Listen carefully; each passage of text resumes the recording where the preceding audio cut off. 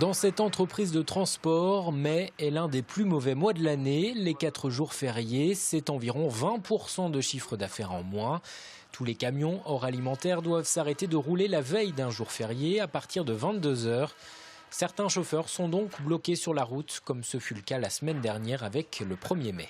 Nous avons donc eu 8 conducteurs de bloqués sur notre effectif global, ce qui est peu par rapport à certaines années, mais qui est quand même notable, car nos conducteurs ne pouvaient rentrer compte tenu des interdictions de circuler. Donc ceux-ci ont été bloqués du jeudi 30 à 22 h jusqu'au vendredi soir 22 h. Des camions et des chauffeurs à l'arrêt qui coûtent à l'entreprise.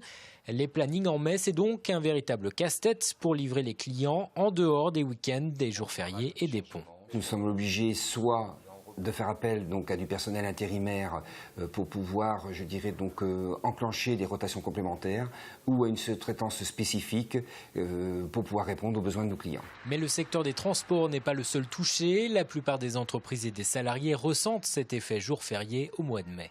Moi, je travaille avec les entreprises et c'est vraiment une période où ils n'ont pas le temps de me recevoir. Et ça fait moins de boulot et donc ça permet de préparer justement les 3-4 jours de vacances qu'on a le week-end. On essaye d'être un peu productif quand même, mais c'est moins productif qu'un mois normal. Faut-il alors supprimer des jours fériés pour relancer l'économie?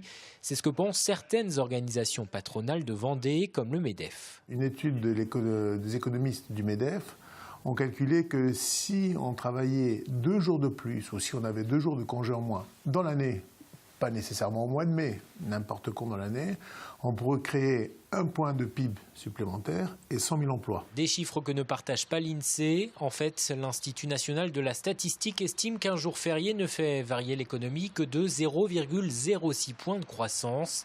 Parce que ces congés sont favorables à d'autres secteurs économiques, les commerces et bien sûr le tourisme en Vendée.